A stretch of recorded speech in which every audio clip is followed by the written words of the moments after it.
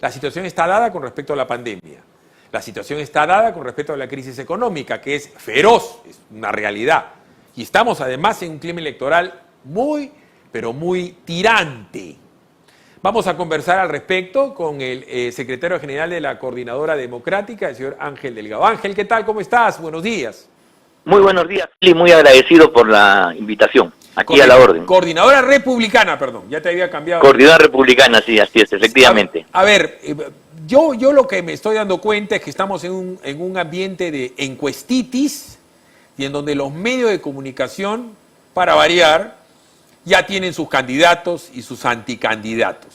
A mí me parece claro que con este parteaguas de López Aliaga de decir no va a haber más mermelada en los medios, se ha enfrentado, hay que decirlo claramente, al Grupo El Comercio, al Grupo La República, pero también a la Sociedad Nacional de Radio y Televisión, en donde hay un montón de otros medios que reciben dinero.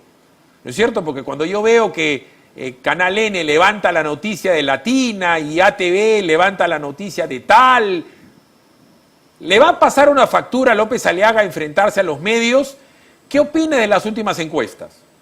Bueno, yo creo que sin duda Rafael López Aliaga está jugando una carta audaz. Confrontar como lo viene haciendo demuestra por un lado valentía, pero también un riesgo que yo creo que debería tomar en cuenta. Ahora, es verdad que esa actitud valiente, esa actitud de confrontación ha sintonizado con un enorme sector de la población que como tú y yo estamos hartos de la mermelada, estamos hartos de la manipulación y creemos que el vizcarrismo ha envenenado el escenario público, incluyendo los medios. Entonces, cuando escuchamos una voz como la de López Aliaga, nos sentimos de alguna manera representados. Pero eso tiene como contraparte, lógicamente, la feroz contraofensiva, el rosario de denuestos y imprecaciones que van a lanzar esta gente para tratar de bajar esta candidatura, a la cual perciben como peligrosa para sus intereses. A ver, el día de hoy el Expreso ha publicado una encuesta, como las hay varias, de CIT. La diferencia entre la encuesta de CIT y las que se han conocido hasta ahora de Ipsos Apoyo o la de Datum es que pone primero a López Aliaga y segundo a Lescano. En las demás están al revés.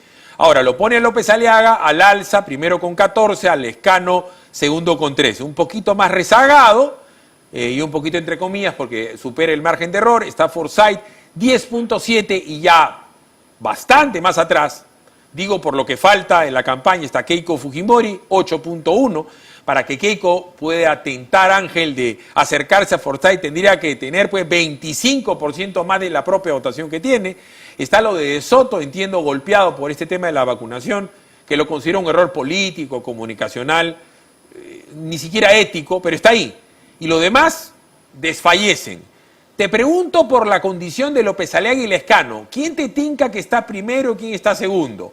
De ahí por bueno, Forsyth. En realidad, como dice Expreso, es un empate técnico y ya de acuerdo a las preferencias de cada uno, ¿no?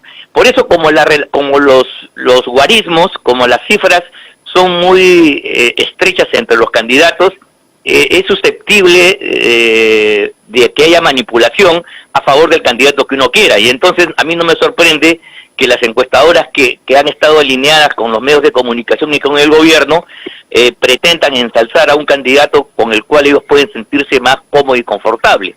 En este caso sería Lescano desde su punto de vista. Eso es lo que yo percibo. Pero la verdad es de que todavía aquí hay una incógnita que yo creo que es determinante y ninguna encuesta todavía a la fecha ha podido determinar. En la medida que hay un bolsón grande de 20, 25, 30, de gente que no ha decidido cómo votar, si esto se produce la penúltima o la última semana, habría que ver cuál va a ser la tendencia. Porque, digamos, la fotografía del momento está poniendo en los primeros lugares a Lescano, López Aliaga, Lescano, ¿correcto? De acuerdo a los gustos. Sí, claro. Pero podría darse un impulso y esa votación inédita, esa votación probable que hoy día está rechazando en general o que no tiene interés por algún motivo, etcétera, cuando exprese su voluntad podría cambiar el tablero o podría disparar a uno de los dos que está puntero. Ese es el asunto. ¿Quién va a captar ese voto indeciso, ese voto que hoy día no está pensando en el tema electoral porque está ganado por la angustia económica o el dolor de la muerte o contagio de los parientes. Esa gente que no ha votado y que lo hará seguramente en las últimas horas, va a tener la palabra final para explicar el desenlace y darnos una respuesta finalmente que yo creo que va a ser muy cerca al 11 de abril. Ahora bien, como tú bien dices, no hay un bolsón inmenso del que puntea, que es el no sabe, no opina, blanco viciado. Pero si uno también ve todas las encuestas, va a notar el denominador común. Todas tienen su corazoncito, sus intereses. Claro, no vamos a venir a leer la suerte entre gitanos, ¿ya? Lo que pasa es que al final todos se tienen que sincerar porque se juegan su presunto prestigio. Entonces, lo que yo veo acá es que, ok, López Aliaga y Lescano, como tú bien dices, Forsyth podría usufructuar y meterse en la pelea. Es decir, de un tema binario hay uno que tercea, que es Forsyth. Pero los demás, yo creo que ya fueron. Ya fue Keiko, ya fue De Soto por este tema, ya fue Acuña con sus problemas comunicacionales, Verónica Mendoza, Urresti, ya lo de Salaverry. Yo creo que, salvo que pase algo, una bomba hacia uno de los dos tres de arriba, similar a la vacunación, por decirte, de Vizcarra, que lo ha fusilado, ¿no? ¿Tú crees que Keiko puede hacer maravillas para entrar? ¿De Soto maravillas? ¿Acuña maravillas? No, difícil. Por el caso de Keiko, yo creo que Keiko tiene un voto duro, sin duda, pero es un voto que no le alcanza, no es suficiente. Y toda la campaña de desprestigio, innoble en mayoría de veces, injusta como lo hemos señalado, tiene que gravitar negativamente en las preferencias electorales.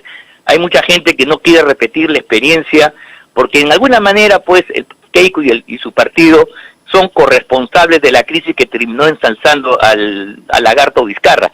Eso hace que yo creo que lo de Keiko tenga límites en su crecimiento. A mí me parece interesante lo de Forsyth en la medida de que podría terciar, sí, pero yo creo que tiene una gran limitación. Forsyth, no sé si has notado, está haciendo un discurso para ponerse al centro. Él sería el centro democrático, él sería el punto de equilibrio entre los extremos, entre la derecha y la izquierda. Pero sin embargo, este discurso no casa con lo que ha sido Forsyth en los últimos meses y años. Ha sido un ayayero del gobierno vizcarrista, ha apostado por Susana Villarán en otro momento, ha sido la persona que ha sido favorito de Vizcarra hasta unos meses atrás. Recuerden ustedes todo el apoyo que recibía en la victoria, cómo los canales lo ensalzaban y cómo durante tanto tiempo estuvo punteando, estuvo en la punta del cuadro de posiciones. Entonces, yo creo de verdad que esta posibilidad de que entre a terciar con un discurso equidistante es muy difícil porque no le casa al personaje. El personaje no es una persona que pueda buscar equilibrios, acuerdos entre uno y otro, y ese es un límite fundamental. Además, por otro lado, yo creo que la situación política, económica, sanitaria que estamos aquí describiendo y que tú analizas muy bien, tiende inexorablemente hacia la polarización, a que los extremos se refuercen. Y en esta oportunidad creo que el refuerzo por el lado de la izquierda y el vizcarrismo se ha concentrado en Lescano. Finalmente, apoyado en un partido tradicional importante como Acción Popular, el discurso radical se camufla y puede ganar influencia incluso en sectores que no son en sí mismos radicales. Y eso significa el desplazamiento de Verónica Mendoza, que en otras circunstancias pudo ocupar este lugar. Y por otro lado, creo que con toda claridad, el discurso de Rafael López Aliaga, con todos los excesos, intemperencias y errores, hay que decirlo con cariño porque yo lo conozco a él ha sido regidor conmigo, le tengo la mayor estima, sin embargo, es el que cala mejor en un sentimiento de la gente que se siente frustrada, vilipendiada y maltratada por este gobierno. Y si estas cosas él logra morigerarlas, logra actuar con tacto y prudencia, porque la política es eso, un juego también de la razón, yo creo que va a poder sintonizar con ese sentimiento de rechazo, de protesta que anima a un importantísimo sector de la población golpeado por la crisis y por la ineficiencia gubernamental de los caviares, en su versión Vizcarra, en su versión Sagasti, y entonces él podría quizás ser el que conecte mejor con ese voto indeciso de un alto porcentaje que todavía no ha decidido. O sea, la tendencia, y eso es importante en la encuesta de CIT, es que la tendencia creciente de López Aliaga no se ha detenido, sino por el contrario, hay visos de que puede seguir incrementándose. Además, hay otro fenómeno, tú hablas de la polarización, es verdad, estamos en un país crispado por la desolación del COVID, por el hambre y por la violencia que hay en las calles con los asaltos, que es una realidad. Pero claro, en la crispación la gente se pone extremista también, entonces lo más probable es que tenga un envión hacia arriba López Aliaga, probablemente, sí, o inclusive Lescano, y que tenga un envión hacia abajo, o sea, la triste situación de Urresti, se le murió el enemigo que era García, ya no le funciona el antifujimorismo, te das cuenta que yo no hablo de la señora acá y la señora acá y la señora acá, Urresti ahorita le está pegando a su sobrino Forsyth, porque Forsyth se apropió del uniforme, se apropió del gorrito y de supuestamente ser el que corretea a los ambulantes, pero la verdad los ambulantes cada día son más en la Victoria. Entonces, yo creo que la desesperación de ser el antisistema de Verónica se la lleva Lescano, lo capitaliza mejor porque vamos a decir que es más malo que la mala. ¿Por qué? Porque tiene cara de malo, porque es Gargamel, porque lo joden en los medios, porque es Johnny Lescano, viperino, lo de siempre. O sea, el personaje de Lescano da más con el antisistema, porque Vero Mendoza, al fin y al cabo, es una señora guapa, paciente, delicada. Es delicada, es la mala, pero parece buena. En cambio, Lescano es el malo que es malo. Entonces la gente se es que es verdad, pues. Lescano, sí, pues cierto, o sea, cierto, Lescano tiene cara de malo y se jacta de ser malo y se pelea. Fíjate, ayer yo escuchaba a mi buena amiga Aneta Costa, que es candidata por Acción Popular, yéndose a quejar a Willax de que no habla con Lescano y que Lescano no le habla a él. O sea, ¿dónde has visto que alguien lave sus trapos sucios en casa ajena, pero habla mal de Gargamel?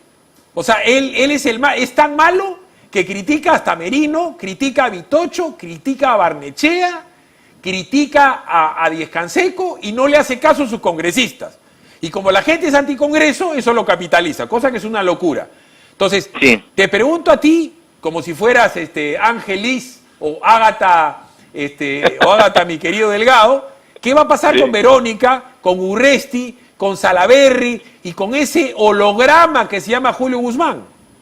Vea, yo creo que en la medida que la gente perciba que el crecimiento de Lescano ya es inevitable y en la medida que sienta también, por otro lado, que avanza en tropel y raudamente López Aliaga, va a haber mucha deserción de estos sectores, la fidelidad se va a romper y van a optar entonces por ambos candidatos, ¿no? Obviamente, la maldad del señor Lescano es una maldad que se exterioriza, digamos, ese es el lado, a mi juicio, positivo, porque lo vemos en vivo y en directo. En cambio, la forma en que el vizcarrismo ha trabajado ha sido escondiéndose en las buenas maneras, en los planteamientos democráticos, en una mayor democracia, o sea, un discurso melifluo que le ha servido para esconder la maldad intrínseca que tiene. Lo bueno de este asunto es que, en alguna medida tienes razón tú, que Lescano exterioriza esa maldad latente en estos sectores caviares vizcarrizados, ¿no? Y permite un enfrentamiento más claro a la hora de la definición.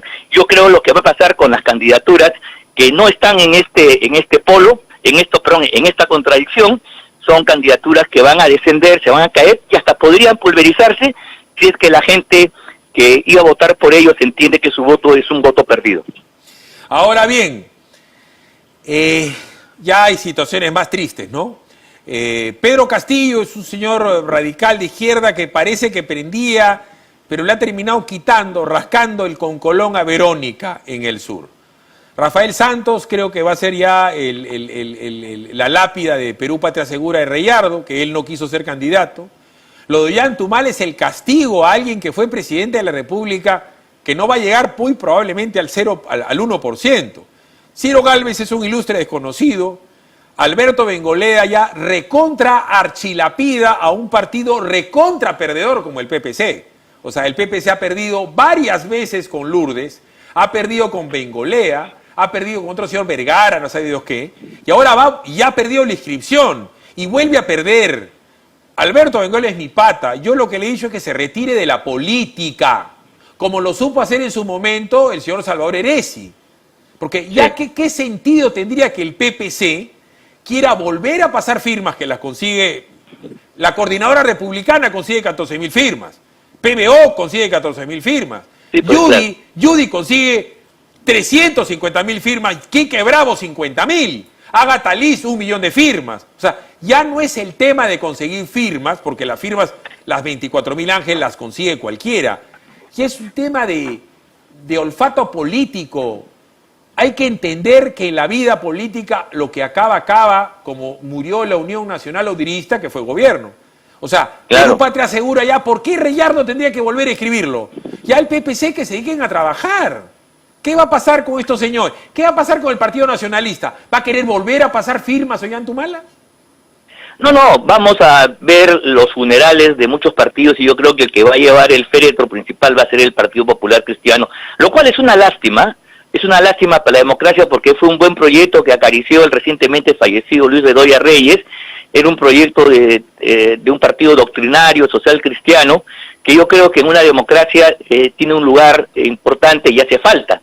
Sin embargo, los herederos, por razones A, B, C, D, no han honrado ese legado de Bedoya y han liquidado su patrimonio. Y en consecuencia, estas elecciones va a ser el momento del funeral de este partido, conjuntamente como otros. En la historia política del país, yo me acuerdo del movimiento democrático peruano de Manuel Prado, de la Unión Nacional Odirista, en la historia está el partido de Leguía, y, en fin, han existido muchos grupos que se les acabó su tiempo, su circunstancia y desaparecieron y solamente quedan como anécdotas en la historia del país.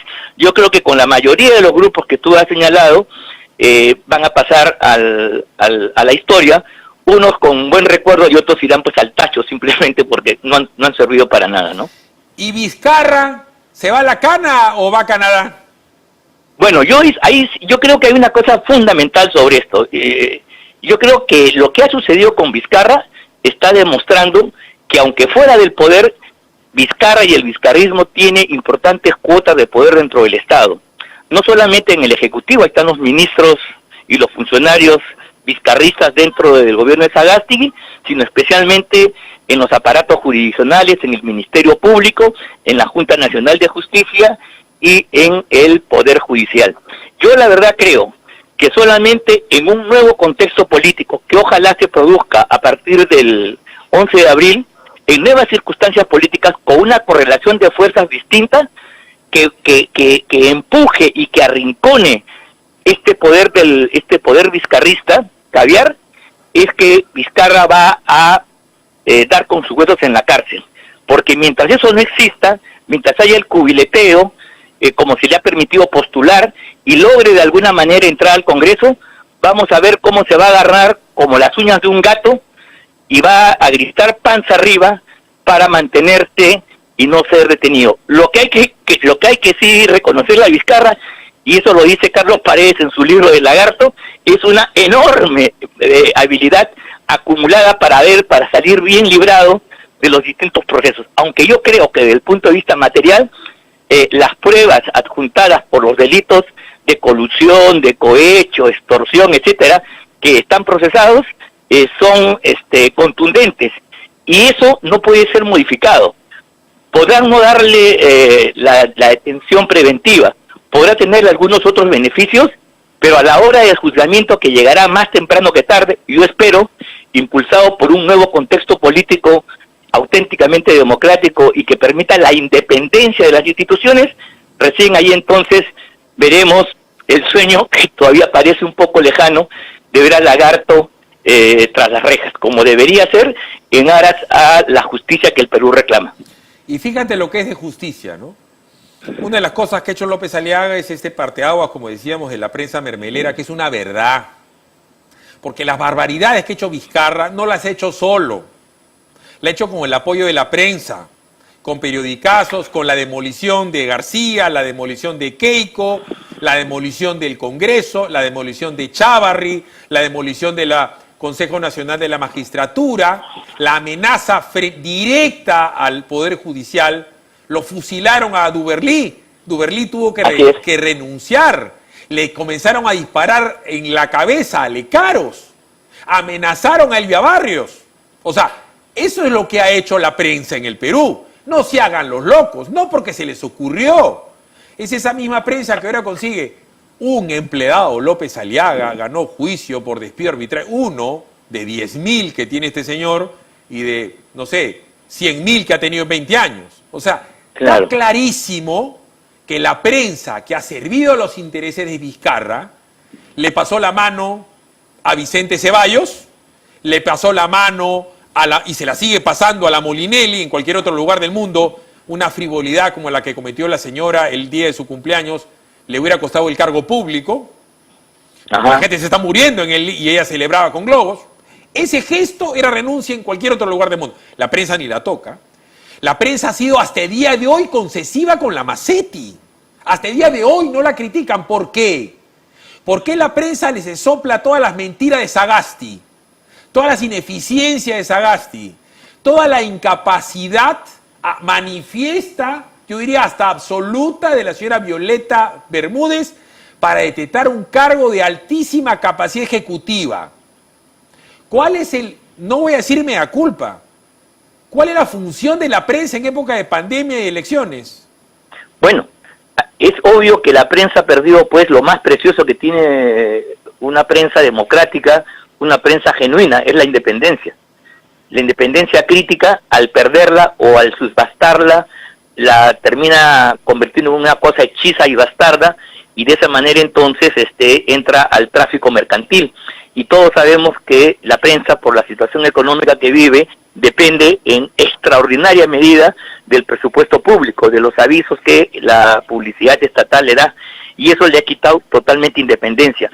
Por eso es que la lucha contra Vizcarra y el vizcarrismo no es solamente contra un personaje y su entorno pequeño, sino es contra una red que se ha diseminado y que ha hecho metástasis en todo el aparato del Estado, y inclusive en los medios de comunicación y en algunas estructuras, como por ejemplo el Colegio de Abogados, que también está dominado y que ha impedido que Villestén sea ya hace tiempo el decano, y de esa manera entonces sustraerlo de su participación en el jurado de elecciones, dándole a la gente de Vizcarra, nombrado por la Corte Suprema en el jurado de elecciones Salas Arenas, un doble voto. Él tiene voto dirimente, como son 4, o sea, el voto del señor vale 2.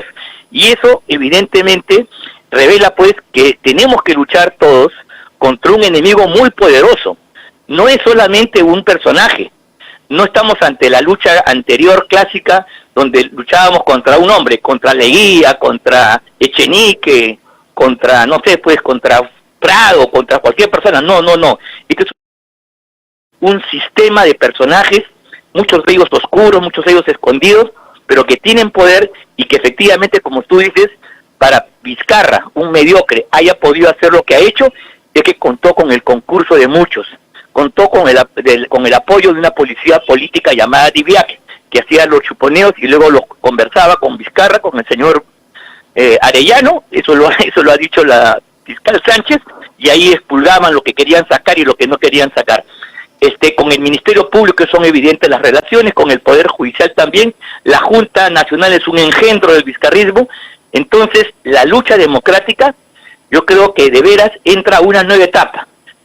A partir del 11 de abril, a partir de la segunda vuelta, por cierto, porque erradicar estos males en realidad implica una profilaxis, una cirugía fina y profunda, porque no se acaba esto simplemente con la salida de Vizcarra. No podemos aceptar una política que diga, bueno, ya se fue, ya se acabó, tal. No, y ahora borrón y cuenta nueva. No debe haber borrón y cuenta nueva. Yo creo que si queremos curar la democracia de este tipo de engendros que se infiltran, infectan el cuerpo social y destruyen la institucionalidad política, debemos nosotros democráticamente y bajo el imperio de la ley, con respeto a los derechos fundamentales de todos, hacer la profilaxis que el Perú reclama para restaurar el equilibrio de poderes, la tranquilidad y afirmar de veras la democracia y no lo que han hecho en estos últimos años los agentes del vizcarrismo. Bueno, ha sido muy amable. Ya sabes que cuando quieras, juntar firmas para la coordinadora republicana, mire hermano, no va a ser tan complicado. Ese es otro de los dramas que vamos a vivir, ¿no? Porque lo que tú has dicho es la gobernabilidad con un parlamento escindido. Tú vas a ver, además, instituciones absolutamente deterioradas, como lo que has reseñado. Pero lo que va a venir para el clima, en la próxima elección, que va a ser la elección municipal y regional, es que vas a ver 200 partidos políticos nuevos. 200. Claro, claro. Y más improvisación, porque como no se pueden reelegir los congresistas, no se pueden reelegir tampoco los alcaldes, ni los regidores. Entonces tú vas a ver un festín de incapacidad, con un Estado absolutamente sobredimensionado, repleto de gente que no trabaja. Esto, lo que se le viene al Perú es unos años muy turbulentos. Quizá esa sea la clave para explicar el momento actual. Se ha destruido adrede a la clase política, ya no tenemos Bedoyas, ya no tenemos Belaúndes, ya no tenemos Alfonso Barrantes, ya no tenemos ahí en la Torre, y tenemos pues un montón de Olivares y compañía y gente que ni me acuerdo, que han reemplazado a la clase política, y algunos creen que eso es progreso, que eso es bienestar, que eso es desarrollo. Ahí están los resultados. Ha sido muy amable con nosotros Ángel Delgado. Muy amable, un abrazo. Muy agradecido, Philip. Un fuerte abrazo y buenos días. Ya sabes, Ángel, que si tienes que arreglar tu computadora, tablet o smartphone, Compubelón es la solución. Compubelón está en el segundo piso de Compupalas. Compubelón brinda soporte y servicio técnico con 6 meses de garantía. Somos especialistas en Apple, Samsung, Lenovo, Huawei, Xiaomi, Motorola, Acer, HP y Dell. Contáctanos en la www.compubelón.pe o vía WhatsApp al 927-420-851 para servicio técnico rápido y de calidad. Compubelón es la solución. Arranca tu día con el magazine más dinámico del Perú. Noticias, entrevistas, efemérides, política, Espectáculos. Y todos los deportes. Las eliminatorias al Mundial, la Liga 1 y la Champions. De lunes a sábado de 6 a 10 de la mañana por Willax Televisión y por TVO Radio 91.9 FM, la radio con fe. los astros te serán propicios en TVO. Por Facebook, Twitter y YouTube. Suscríbete y activa las notificaciones. A veces es difícil elegir qué mascota tener. Gato. Perro. Gato. Pero para elegir tu lote, Facilote. Obvio. porque comprar tu lote es facilote. Elige cómo. Ingresa a terreno.pe o llámanos al 616-9009. Centenario.